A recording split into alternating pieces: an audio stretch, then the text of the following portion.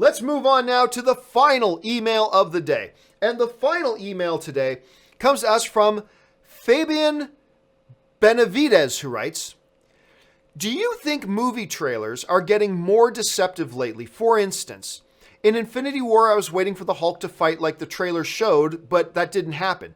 And recently in Mission Impossible Fallout, I was waiting for the scene where Ethan is about to crash into a truck while he is flying a helicopter like the trailer showed, thinking of how he will get out of that situation, but that also didn't happen.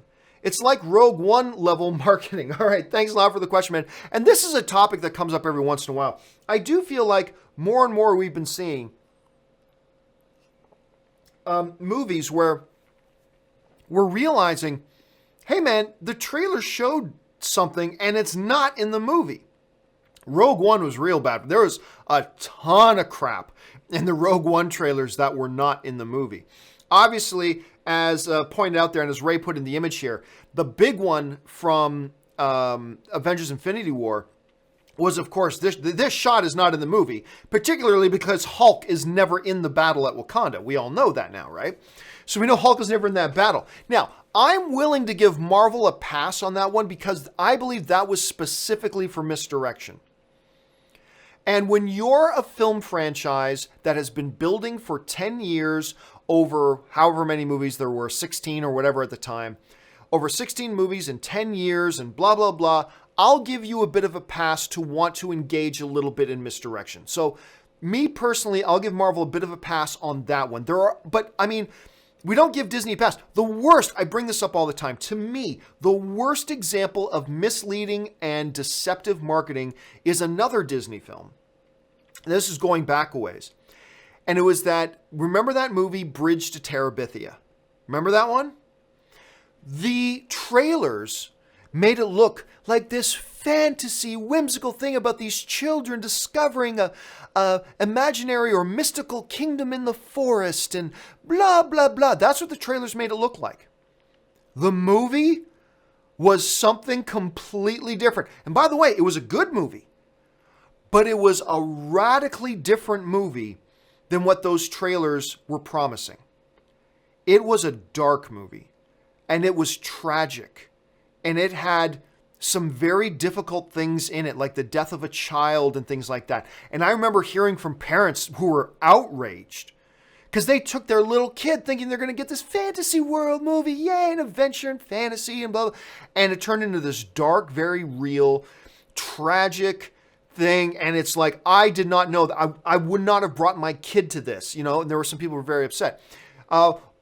Speaking of Mission Impossible, this one down here, right? This shot with him flying the helicopter looks like he's about to hit the truck. Not in the movie. Not in the movie at all. But Mission Impossible is one of the other big offenders when it comes to deceptive marketing. I believe it was Mission Impossible 2. It was the one with Anthony Hopkins, right? The Mission Impossible 2 trailers were loaded with Anthony Hopkins. And all the trailers were starring Tom Cruise and Anthony Hopkins. And like a good 30 to 40% of those trailers were Anthony Hopkins given lines, right? Then we go see Mission Impossible 2, and Anthony Hopkins is in like 5 minutes of the movie. Like 5 minutes of the film, and then he's out. It was crazy. Like the marketing promised an Anthony Hopkins co-starring movie. And not that at all. But now we get into more, like you're talking about Rogue One. We're talking about the Mission Impossible. Now look, here's where I draw a line between stuff happens and purposeful deception. All right? Here's what I mean by stuff happens. A lot of times these trailers get put together like long before the movie's final edit is completed, right?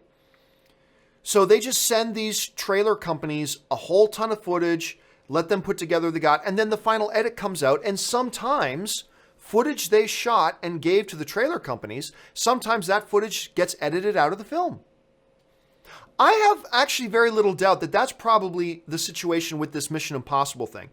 I have a feeling that this was a sequence in the movie, and then as the edit progressed, this got cut out of the film. but it was already in the trailer.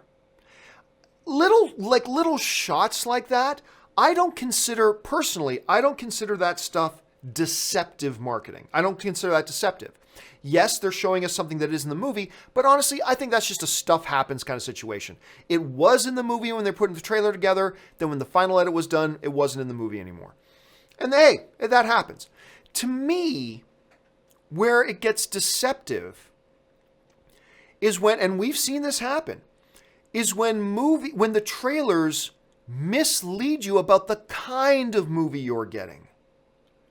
A Bridge to Terabithia is a good example of that. Some people were complaining about, remember that Ryan Gosling movie? I think it was, what was it called? Drive. It was either Drive or Driver. Let's just go with Drive. There was a lot of people very upset. Actually, there was a lawsuit. Remember this?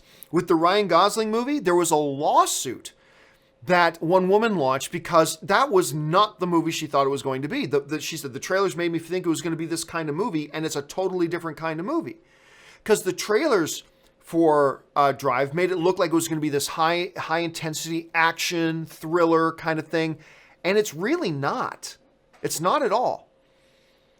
And so I think there's a difference between, hey, some shots ended up in the trailer that didn't quite end up in the movie itself. There's a difference between that and these trailers made you believe you were getting this kind of movie, but in actuality you were getting something else. That's the deceptive marketing. Do I think we're seeing an increase in deceptive marketing? Yeah, I do. And it's not rampant. I don't think it's a major problem yet, but I really hope studios start putting some more consideration, not just into, look, we understand you need your marketing to sell the movie. I get it. But studios, you got to balance that out with giving the audience an accurate representation of what it is they're going to be paying their money for.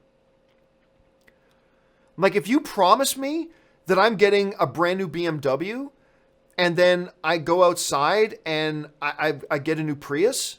Actually, I kind of like Priuses. That's a bad example. But still, I was going to get this sporty BMW and instead, so I paid you the money for what I thought was getting a sporty BMW and I'm getting a Prius. You go, whatever, it's the same. It's got 4 wheels, got a steering wheel, get you from A to B, go for it. Like, you got to sell your movie, but you also need to give a fairly accurate representation to the audience of what they're getting for their money. And I think that's key, and I hope they clean that stuff up soon. All right. With that stuff all out of the way, guys, we've got some time left here. Let's go over and take some live questions. A bunch of you guys watching live, sending in some live questions.